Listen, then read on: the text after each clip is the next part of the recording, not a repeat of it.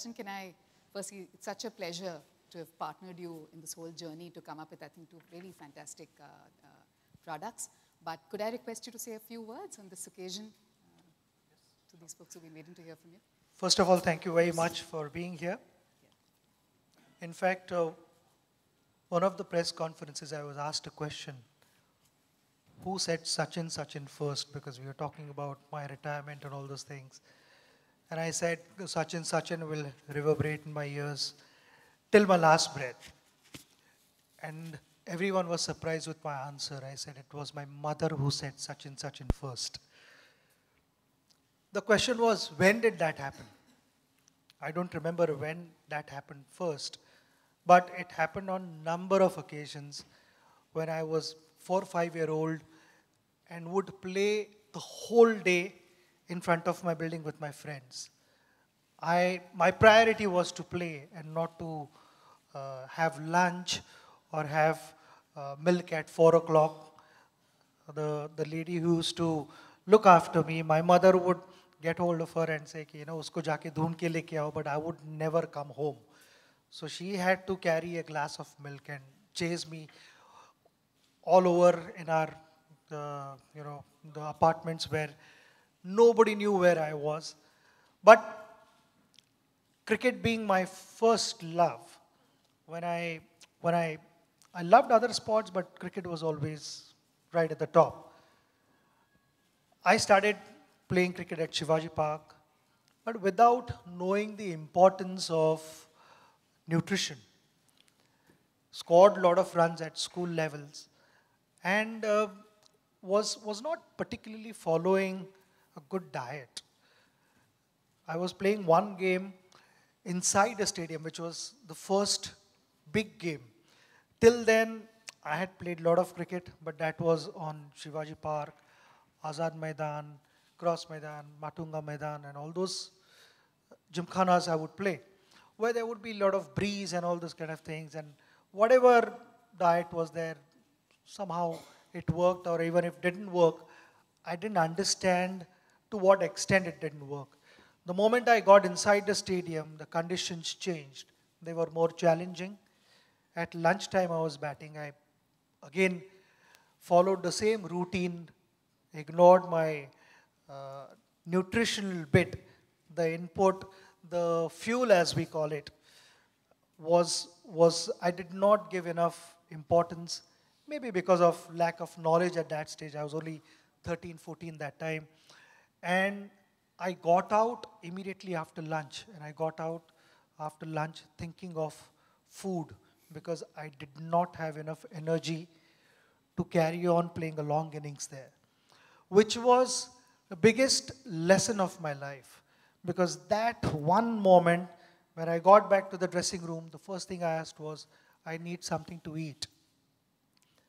I had clearly been ignorant, one can say, or maybe too young to understand what was important. I decided from that day that this should not be the reason for me to get out. Invariably, when you don't focus on nutrition, before losing a game, the first thing you lose is concentration. And at any cost, I'm not going to let that happen again in my career. I started focusing on my nutritional intakes. Along with my mental preparation, it was also physical preparation which was important. I know in our Indian culture, दूध पीना कितना important है. हम सब छोटे हैं, तब हम दूध पीते हैं, but जैसे बढ़ते जाते हैं तो you kind of tend to ignore all these things. Maybe because there is not enough time and you've got other pressures in life and all that. But only when you are met with bigger challenges, then certainly you go back to basics. अगर तबीयत खराब होती है, throat थोड़ा खराब होता है, तो हम always दूध में हल्दी डाल के दूध पीते हैं. All I can say is milk has always been good for us. It has helped me in my preparation. Milk with something really special added, oats. And with the research and the knowledge of PepsiCo, I know that it's going to be uh, a fantastic drink for everyone to consume. And I feel if a working man, a professional, has to maintain certain standards of his performance, and then how one would be able to do that consistently over a period of time.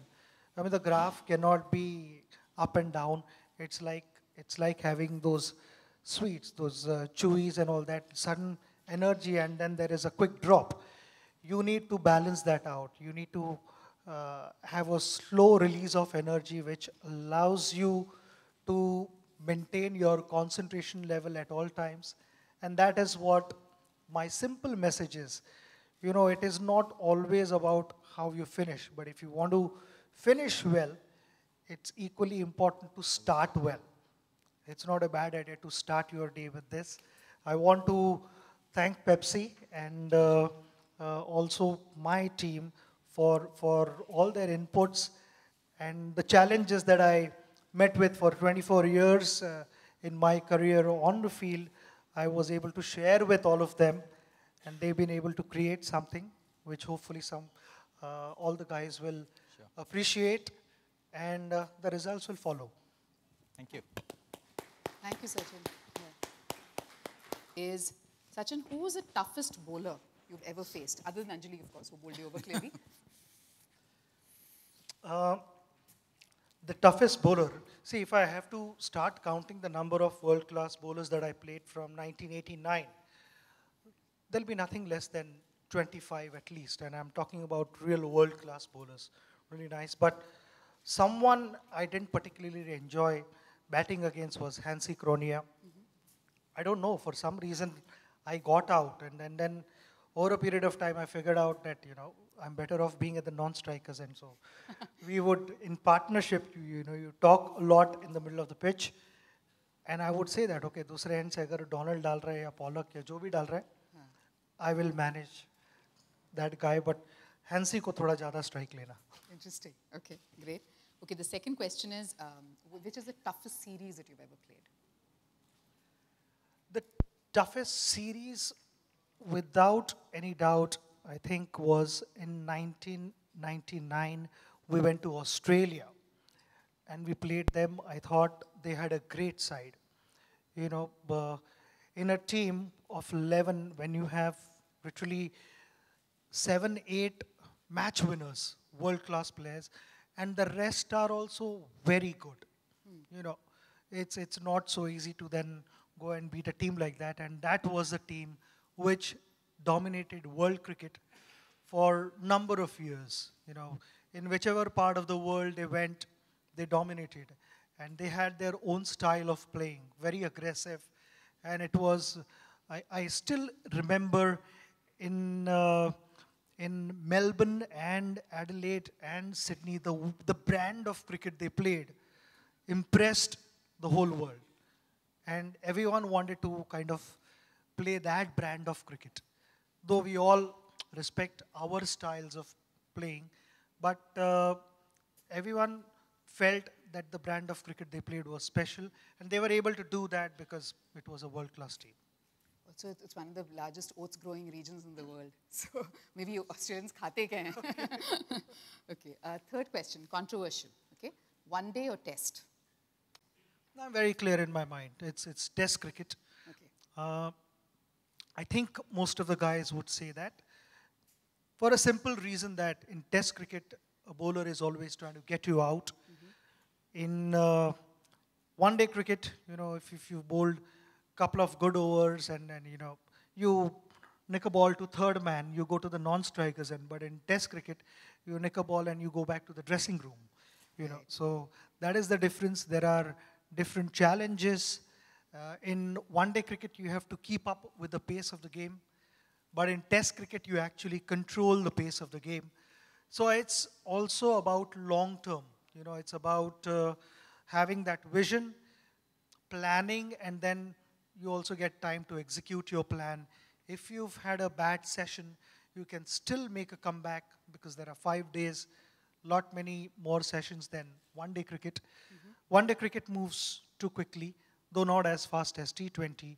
But if I have to compare Test cricket and one-day cricket, without any doubt, a greater satisfaction is when you do well in Test cricket and you do something special for the team. And I think you also brought some of those insights to us when when we were talking about first jobbers and young people, to say a career is almost like a test match, right? I mean, you need to invest every day in terms of training to win in the long term. So it's almost like it's not a shot. 100%, Yeah, because, I mean, Test cricket, one-day cricket, you've had a hard day, and then you get 2-3 days of gap in between to recover.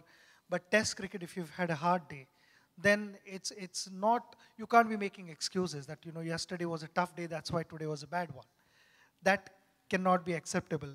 And to prepare yourself physically and mentally, there are a lot of things that one needs to do post-match and pre-match. And the pre-match could be day 2 in the evening, preparing for day 3, or day 4, and day 5 sometimes becomes the most important day of a test match.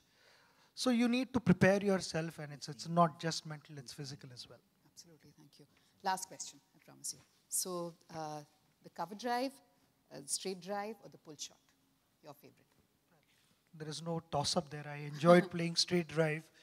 Straight drive has always been something which my coach kept telling me, and it started from where I grew up in Sahitya Savas in Bandra. In our colony, there were 2 buildings, and then in the middle was our pitch, and that was the scoring zone. So if from the middle, if you were able to hit the ball to the main gate, one got a boundary, or if you were able to go directly there, then it was a 6. But the threat was, if you did not get your shot right and you hit the ball over the first floor, you were out.